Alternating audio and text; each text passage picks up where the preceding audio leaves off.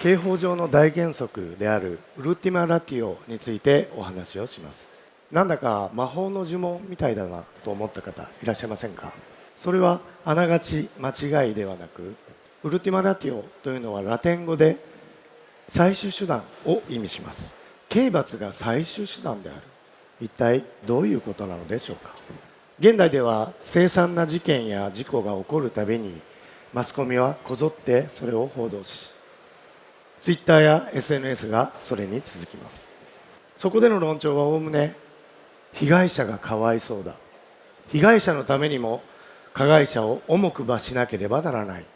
というものです。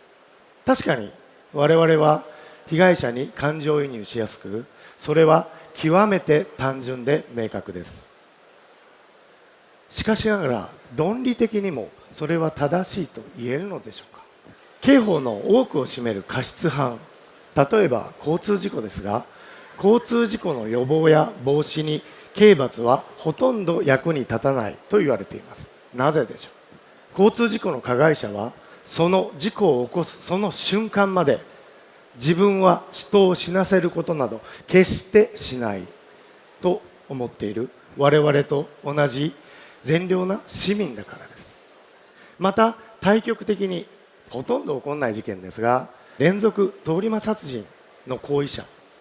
彼は死刑があるからという理由で犯行を思いとどまるのでしょうか？第2に、刑法は時の権力者によってしばしば乱用されてきました。例えばナチスドイツは自分たちの政治思想信条に合わない者たちを未遂犯という形で処罰をしました。その結果、自分たちに反対する者がいなくなってナチスは暴走し、ドイツがどうなったか、それは皆さんご承知の通りです。刑罰はウルティマラティオである。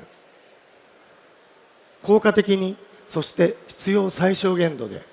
そして乱用にはくれぐれも用心して、例えば万引き犯を完全に放置してしまえば、これは貨幣経済体制が崩れて我々の生活に重大な影響を及ぼしてしまいます。そのように必要不可欠な場合にのみ刑罰を適用する2000年にわたる刑法解釈学は我々にそう語りかけています。